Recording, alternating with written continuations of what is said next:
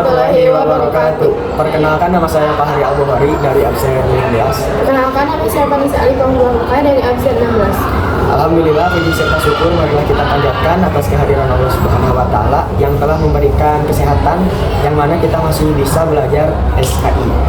Pada kesempatan kali ini, kami akan memaparkan materi tentang kebijakan Bani Umayyah I di Damaskus. Nah, dalam bidang politik, Muawiyah memperkenalkan sistem pemerintahan monarki turun-temurun. Artinya, kekuasaan khalifah diwariskan kepada keturunannya, berbeda dengan masa sebelumnya yang menggunakan sistem pemilihan.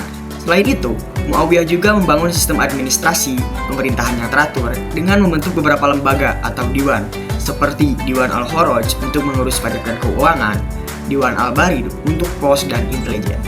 Betul. Kemudian, pada masa Khalifah Abdul Malik bin Marwan, dilakukan reformasi besar-besaran dalam pemerintahan. Bahasa Arab ditetapkan sebagai bahasa resmi negara, menggantikan bahasa Yunani dan Persia. Langkah ini memperkuat identitas Islam dan memudahkan administrasi pemerintahan di seluruh wilayah kekhalifahan. Di bidang militer, Bani Umayyah terkenal sangat kuat dan disiplin. Wilayah kekuasaan Islam diperluas secara besar-besaran hingga mencapai Spanyol di barat dan India di timur. Puncak ekspansi ini terjadi pada masa Al-Walid bin Abdul Malik.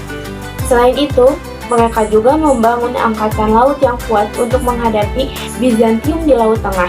Bani Umayyah juga mendirikan garnison atau markas militer di berbagai wilayah perbatasan seperti Damaskus dan Khorasan untuk menjaga keamanan wilayah Islam. Dalam bidang ekonomi, mereka menerapkan sistem pajak seperti jizyah bagi non-muslim dan kharaj bagi tanah pertanian. Pemasukan negara digunakan untuk membiayai militer, pembangunan, serta kesejahteraan rakyat. Selain itu, mereka juga mencetak mata uang sendiri, yaitu dinar dan dirham Islam, untuk menggantikan koin Romawi dan Persia. Ya, dan berkat sistem ekonomi yang baik, Damaskus berkembang menjadi pusat perdagangan internasional, hasil pertanian melimpah, sistem irigasi diperbaiki, dan para pedagang dari Asia hingga Eropa berdatangan ke wilayah Islam. Dalam bidang agama, Bani Umayyah aktif menyebarkan Islam ke wilayah baru seperti Afrika Utara dan Andalusia. Banyak masjid dibangun, salah satunya yang terkenal adalah Masjid Umayyah di Damaskus yang menjadi simbol kejayaan Islam. Selain pembangunan masjid, kegiatan dakwah dan pengajaran agama Islam juga semakin meluas. Para ulama dari qadhi atau hakim diangkat di berbagai wilayah untuk menegakkan hukum Islam dan memberikan bimbingan kepada masyarakat. Bani Umayyah juga mendorong penerapan budaya Arab di seluruh wilayah kekuasaan.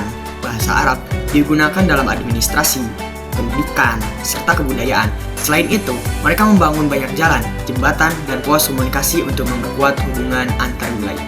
Benar, pada masa ini juga berkembang seni arsitektur Islam klasik yang indah, seperti masjid, istana, dan kota-kota baru dengan gaya campuran Arab, Romawi, dan Persia.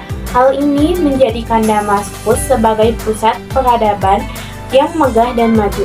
Di bidang hukum, Bani Umayyah membentuk sistem peradilan yang jelas.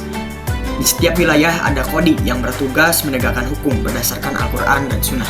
Selain itu, mereka juga memiliki pasukan syurtoh atau polisi yang menjaga keamanan dan ketertiban masyarakat. Dengan sistem ini, hukum dapat ditegakkan dengan baik dan keamanan di seluruh wilayah Islam tetap terjaga. Inilah yang membuat kekhalifahan Bani Umayyah bertahan selama hampir 1 abad. Meskipun puncak perkembangan ilmu terjadi pada masa Abbasiyah, Bani Umayyah sudah meletakkan dasar awal perkembangan ilmu pengetahuan.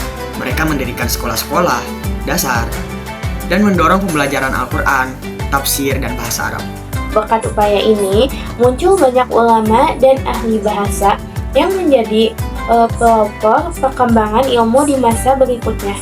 Dari semua kebijakan tersebut, kita bisa melihat bahwa Bani Umayyah berhasil membangun pemerintahan yang kuat, teratur, dan modern. Betul, mereka tidak hanya memperluas wilayah Islam, tetapi juga mengembangkan budaya, ekonomi, dan sistem pemerintahan yang menjadi fondasi peradaban Islam berikutnya.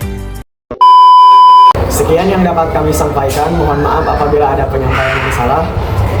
Ditutup saja dengan doa, Rabbana atina fid dunya hasanah wa fil akhirati hasanah wa qina azabannar. Wassalamualaikum warahmatullahi wabarakatuh.